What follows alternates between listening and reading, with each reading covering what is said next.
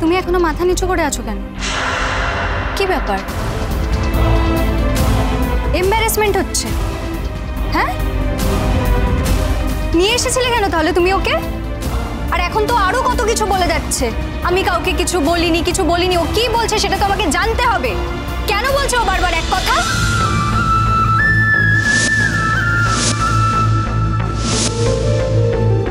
গরিমা, তুমি বারবার আমাকে একই কথা কেন জিজ্ঞেস করে যাচ্ছ?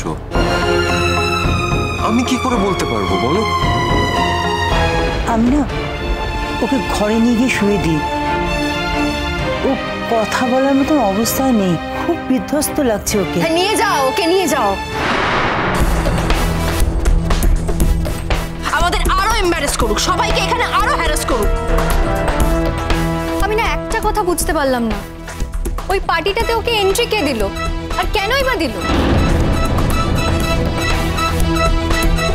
ও এখানে ওইভাবে থাকবে জানলে তো আমি আসতামই না। সব জায়গায় ও আমাকে এইভাবে এম্বারেস করে, সব জায়গায় একটা করে মেস ক্রিয়েট করে। আর ওখানে তো ও সবার সামনে এমন কিছু কথা বললো যেগুলো আমার কাছেও পরিষ্কার না। আর ও কেন এই কথাগুলো বলছে সেগুলো তো আমাকে জানতে হবে। সরি গরিমাদি, তুমি রাগ করো না। আসলে আমরা ভেবেছিলাম আজ তো ওরও বার্থডে, তাই আমরা তো গুড হিউম্যান।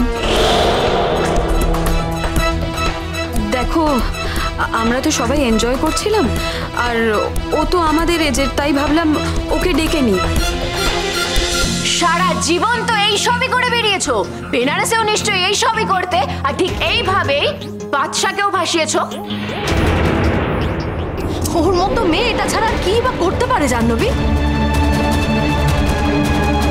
বাদশা, তুমি এবার বুঝতে পারছো কেন লোকে ওর নামে এত বদনাম করে? বুঝতে পারছো তুমি?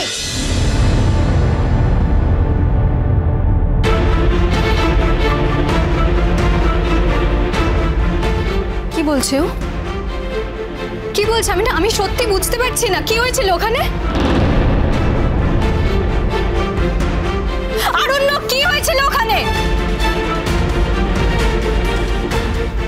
বাচ্চা প্লিজ ক্ল্যারিফাই করো। ও কোন অধিকারে এইভাবে তোমার সাথে কথা বলছে?